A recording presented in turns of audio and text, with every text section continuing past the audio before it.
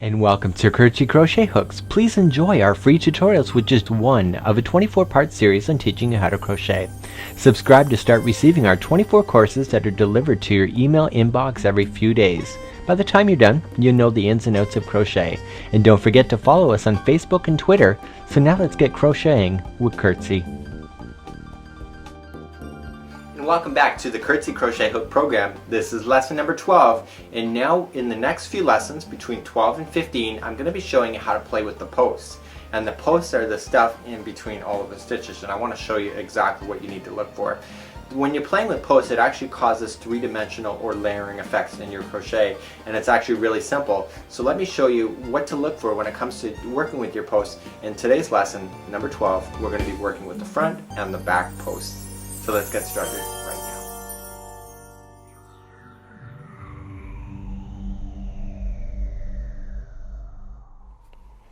In today's tutorial, we're going to review the back and the front posts. I'm also going to tell you about the back and the front loops. We're actually going to do both of these at the same time. So let's begin to explain to you what the loops are.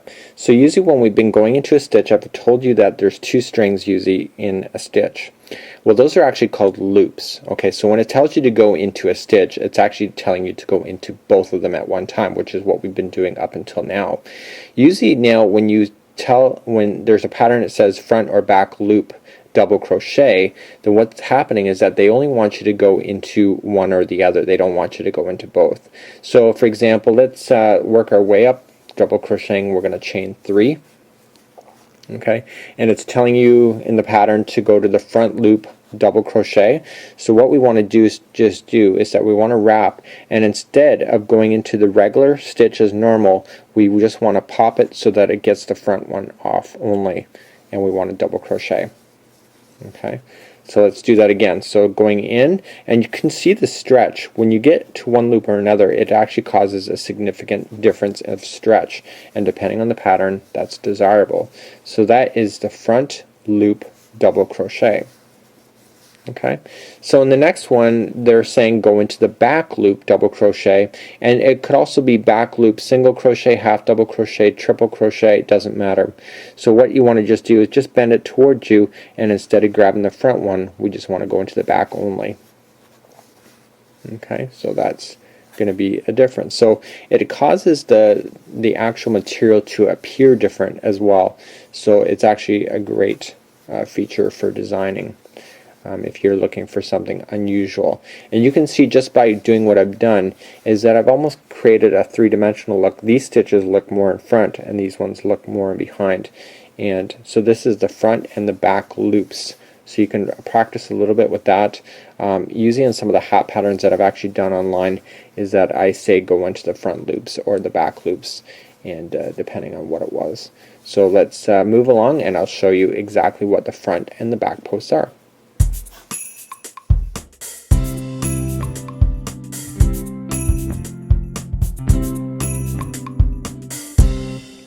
So I'm ready now to show you the back and the front loops, and you can just see what I just did now. Look at the difference of how the stitching is looking.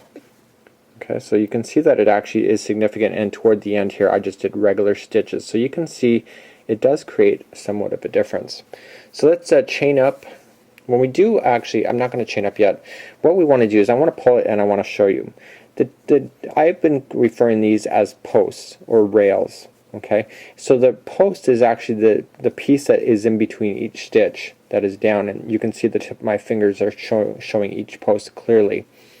So now when these are actually called posts, so when it's actually calling for front or back posts, this is what it's asking you to crochet around, not into the stitch at the top. When you go into a back or a front post, see how it's lower than this line? So normally I would stitch up here, but because I'm going down, it's actually going to force my work to be down. Okay, so even though it's going to ask you to double crochet in the front post, you cannot start off like a double crochet here, because what's going to happen is that this will be too high. So when you double crochet into the back or the front post and you're starting that way, you can only chain up 2, 1 and 2, like you're doing a half double crochet, because it's being pushed down. So if it's asking you to do the front post double crochet, we want to wrap our material, and instead of going into the stitch like we normally would, we want to slip in behind the post and pop back out, wrap the material, and double crochet as normal. Let's try that again. So this is the front post double crochet, wrapping the material, going into the next one, just pop in and out. Okay, let's try that again. So wrapping in,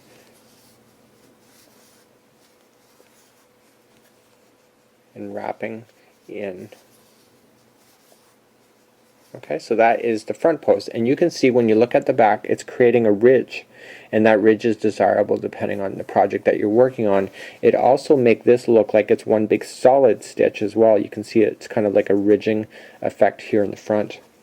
So if you wanted to go into the back post, so what you have to just do is double crochet.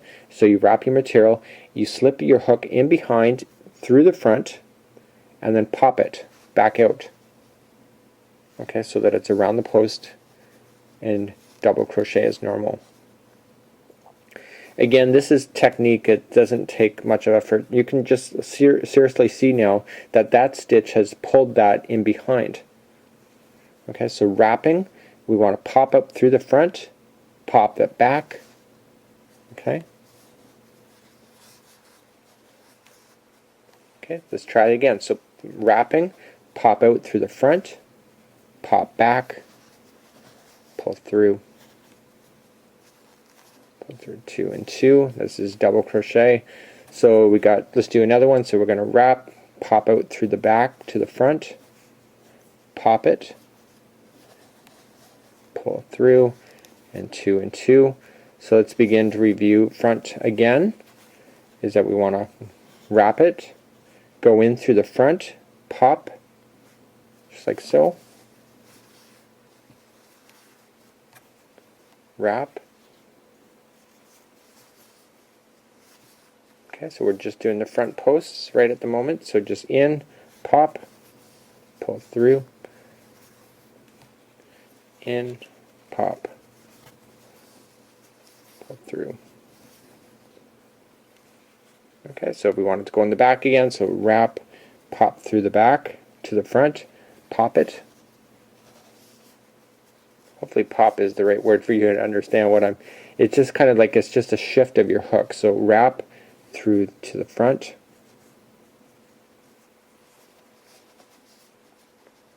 so I've kind of you're kind of seeing that you're kind of bending the material in front of you. So when you look back with what you've done is that you can see that there's a three-dimensional look to your project, just like so. And I use this stitch quite frequently when I want to change up something from being just a regular bland old crochet project to something quite fabulous. So that was lesson number 12 of the Curtsy Crochet Hook program, and we were reviewing front and back posts. Now that you got that in your brain, you can actually start thinking how more three-dimensional can you make it.